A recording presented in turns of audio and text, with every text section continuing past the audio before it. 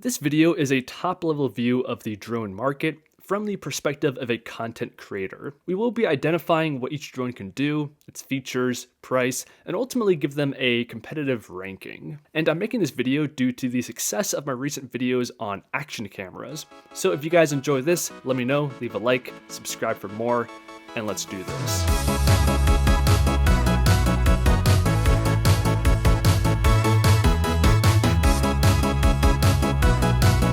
Okay, so the first thing you need to know about the drone marketplace is that DJI, one company, essentially dominates 90% of it. And not only do they dominate the market, but they're largely responsible for making drones what they are today. All the technology, the form factor, a lot of the innovation is from this one company. So that's why in this video we are focusing exclusively on DJI drones. There's just very little reason to actively avoid this company in the drone marketplace. You can browse Amazon and find super cheap toy drones, but I'm focusing here on real drones that can produce solid footage and are what most people are really looking for. Okay, so here's a high-level overview of what I'm gonna say are the best, most compelling DJI drones. We have the cheapest ones on the left, and they get more expensive and more feature-packed as we go right. So the lineup begins with the DJI Mini SE.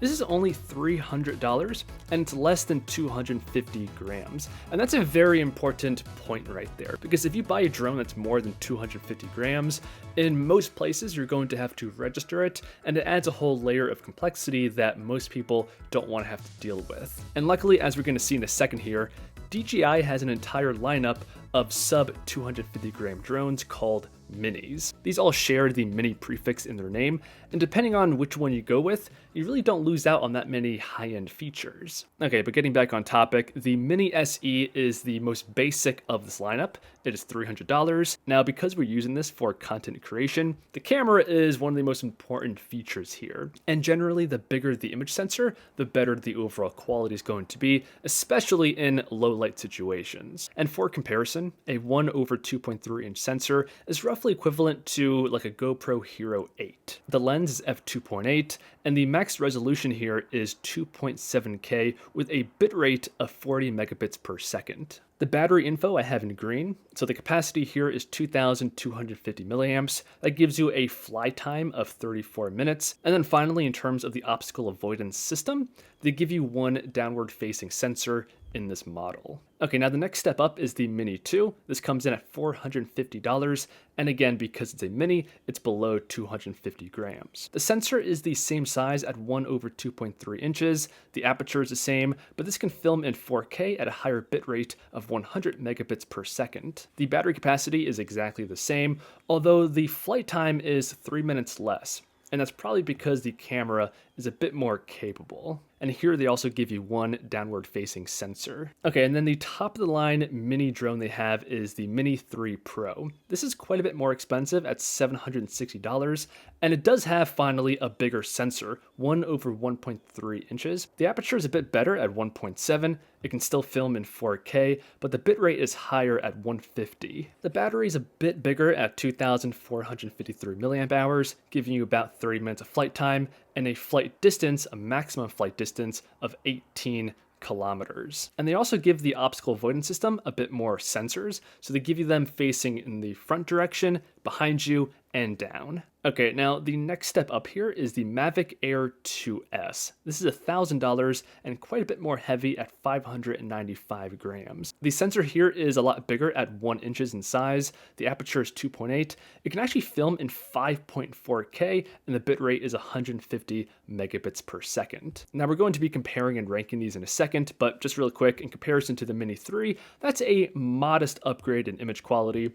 And here we can see the battery is much bigger thanks to the heavier overall weight at 3,750 milliamp hours. Although the overall flight time of 31 minutes is about the same as the Mini lineup. The maximum flight distance is 18.5 kilometers, and the sensors are straight ahead, behind you, up and down. Okay, and finally that leaves us with the Mavic 3 Classic. This is $1,600, just shy of 900 grams, and the image sensor here is 4/3, so it's a larger than 1 inch sensor. The aperture is 2.8, It can film in 5.1K with the highest bitrate yet of 200 megabits per second. As you would expect, the battery is the biggest so far at 5,000 milliamp hours of capacity, and that gives you a much better flight time of 46 minutes and a maximum flight distance of 30 kilometers. And just like with the Air 2, this gives you sensors in all directions, plus an infrared sensor. So hopefully the obstacle avoidance is a little bit better with this more expensive drone. So with that out of the way, let's go ahead and rank these drones based off of my very biased opinions.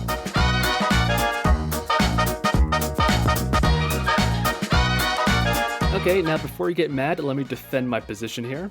So I went ahead and gave the Mini 3 Pro and Mavic Air 2S the highest overall ranking. And that's because in terms of value, so what you get per each dollar spent, I think these are the best. So the Mini 3, of course, is less than that 250 gram limit, which is very important to a lot of people. It's also less than $1,000. The image sensor is bigger than, say, the Mini 2. It also can film in 4K at a pretty high bitrate. And for an extra $250, the Mavic Air 2S will give you that full 1-inch sensor, a slightly higher resolution at 5K, and a bit more obstacle avoidance sensors. Moving down to the A tier, I put the Mavic 3 Classic here. Of course, this is going to have the best specs and image quality, but for a $600 premium over the Air 2S, the marginal benefit just isn't quite enough to make it a better overall value, in my opinion. And I also put the Mini 2 in this category. I think it's a fantastic drone. It's less than $500, and it still gives you 4K recording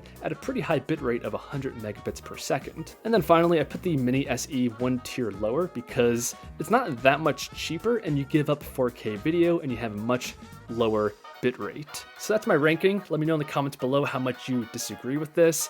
And I will say I glossed over a lot of other specifications when it comes to drones, but I did that because these are all DJI drones, as I mentioned in the beginning of this video. They dominate the market, and things like the flying experience across all of these drones are pretty similar. The biggest difference is just how much money you're going to lose if you crash it. And again, this was just a broad overview of the drone market in late 2022.